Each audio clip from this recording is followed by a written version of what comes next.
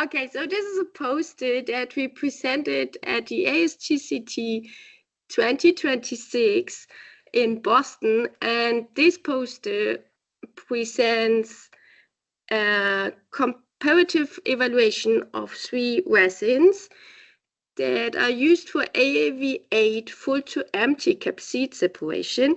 And this is important because this supports the platform innovation in AAV purification. First of all, I want to highlight why this poster is of great importance. It is because the efficient separation of full and empty AAV capsids is a key challenge in AAV vector manufacturing, because empty capsids can compromise therapeutic efficacy and safety.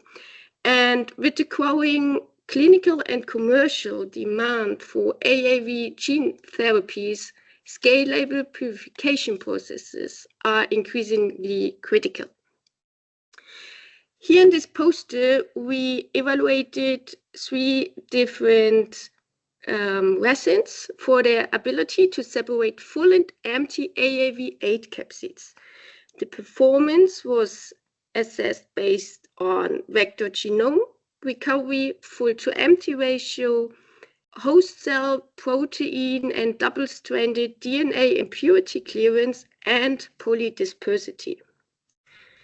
The results are of great importance because resin selection and process optimization strategies are needed for achieving high product quality while maintaining scalable and manufacturing efficiency.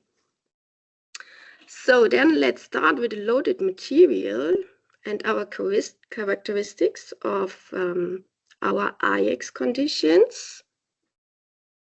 First of all, I want to highlight that the loaded material is the same for all 3 resins.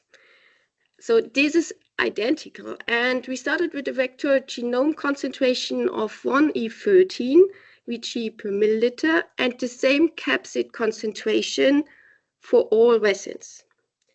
The full to empty ratio of our loaded material was 32%, and the host cell protein impurities were 27 nanogram per milliliter, and the total double-stranded DNA impurities were 154 nanogram per milliliter. For each resin, the buffer composition and the IX conditions were individually optimized to achieve the best possible separation performance. And these optimal conditions were identified through both prior knowledge and in-house performed DOE studies. And these studies included various salt and salt combination on each resin using a linear gradient elution protocol. And the conditions delivering the best separation performance were then selected for the final process parameters. And this is of great importance because if you have different resins and different protocols, it's not that easy or it's not fair to compare these resins. But to enable a fair comparison, we implemented an elution strategy, a standardized one. And this is rather than collecting fractions based on fixed elution volumes or conductivity ranges, collection was triggered by using a predefined UV absorbance ratio criterion.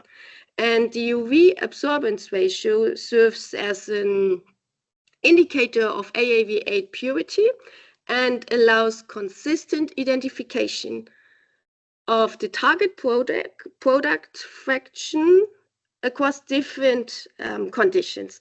So this means by using this UV ratio criterion, we are able to compare different resins and different protocols.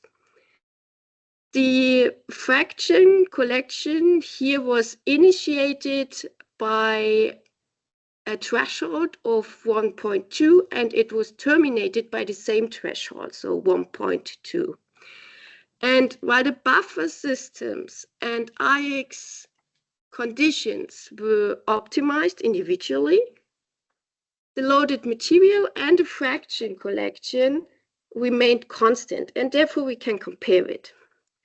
So then let's move on and check the elution profiles. So as I said, different salts, different IX conditions will lead to, of course, different chromatogram peaks.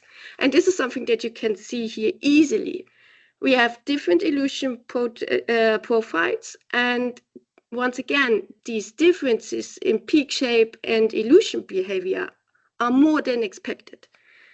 And as a result, so direct comparison of these three resins based on the chromatogram solely, so the peaks or the shape, is not correct and thus will not accurately reflect their separation performance.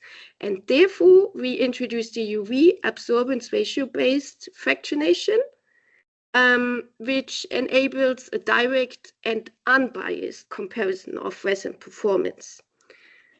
By saying this, we will check the results that we got after the IX. And here we go. So we have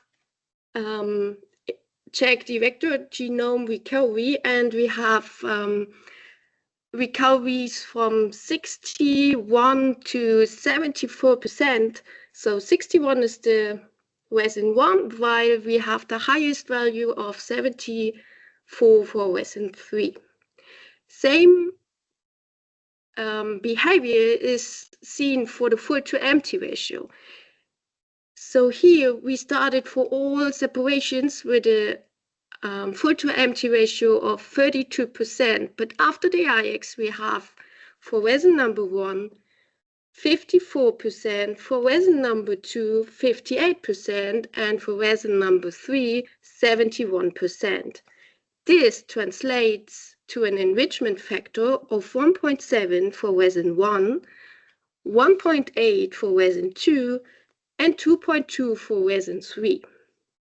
So all resins demonstrate a strong performance. They deliver high vector genome recoveries and full to empty ratios. And the impurities, so the impurity clearance is super good for all these resins. So we are always lower than the limit of quantification for the impurities, and the polydispersity index is lower than 0.1, which is great. However, I guess it is quite obviously that we have always the best results for resin number 3. No matter, once again, all 3 resins perform perfectly, but there are tiny little differences for resin number 3. And this is something that might be of great interest for our customers, because optimized processes are needed to have the best yield to cost ratio or get the best full to empty ratio at the end. And by checking or identifying the most suitable resin and the best purification process, we are able to ensure the most economical manufacturing for our clients. Last but not least, what I want to highlight is that we develop GMP-ready processes to ensure seamless technology transfer to our GMP manufacturing facility based in the USA. And these capabilities enable customized solutions for partners seeking high-quality AAV materials across multiple serotypes, so not only AAV8, and across both early and late-stage development programs. So if you have more questions about this poster, or if you want to get more information about our capabilities, just email us, business@ascend-adv.com.